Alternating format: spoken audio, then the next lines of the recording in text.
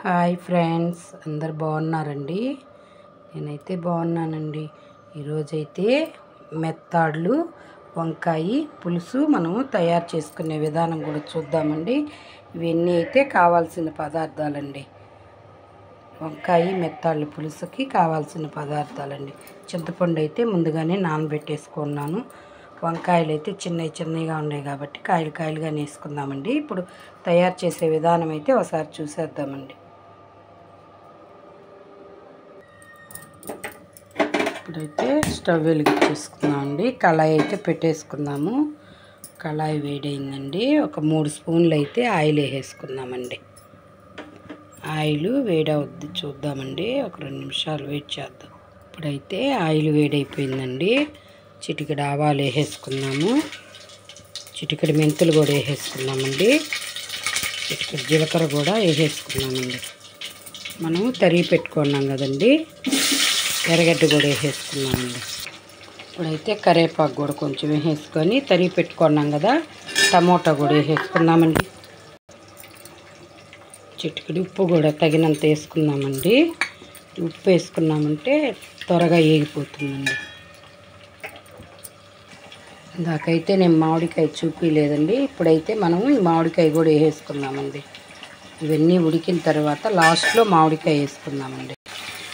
పచ్చిమిరపకాయలు కూడా ఒక 5-6 వేసేసుకున్నాము. ఇప్పుడైతే వేగుతుందండి. తగినంత పసుపు కూడా వేసుకున్నామండి. ఇప్పుడైతే 1 స్పూన్ మిరప్పొడి కూడా వేసేసుకున్నామండి. 1 స్పూన్ ధనియాల పొడి కూడా వేసుకున్నామండి. ఇదైతే పచ్చి వాసన పోయేదాకా బాగా వేయించుకున్నామండి.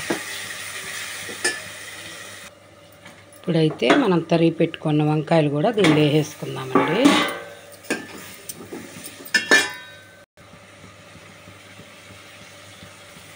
ఇప్పుడైతే మనం కలిపి పెట్టుకున్నాం కదండి, చింతపండు కూడా పోసేసుకున్నామండి. 1 గ్లాసు నీళ్ళు అయితే పోసేసుకున్నామండి. రెడీ అయిందండి. ఒక 10 నిమిషాలు ఉడికించేసుకుందాం. ఇప్పుడైతే మూత పెట్టేసుకుందామండి. ఒక 10 నిమిషాలు ఉడికించుకుందామండి. ఇప్పుడైతే ఉడుకుతుందండి. మనం కడిగి పెట్టుకున్నాం కదా మెత్తాళ్ళు, అవి కూడా వేసేసుకున్నామండి.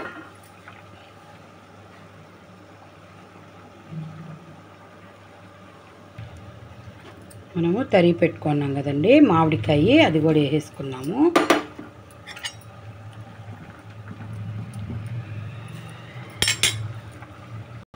చూడండి ఉడుకుతుంది. ఇంకొక 5 నిమిషాలండి, దగ్గరికి వచ్చేసింది. ఇప్పుడైతే మనము పులుసు పొడి 1 స్పూన్ వేసేసుకుందామండి.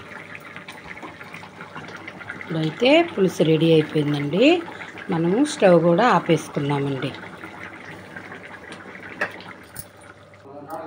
వంకాయ మామిడికాయ మెత్తాళ్ళు పులుసు రెడీ అయిపోయిందండి.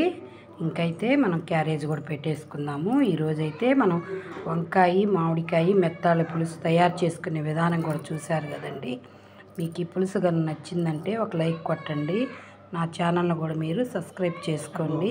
నాకు కూడా కామెంట్ పెట్టండి ఫ్రెండ్స్. ఈరోజు నా వంట అయితే ఇదేనండి. Thank you friends. ఉంటానండి.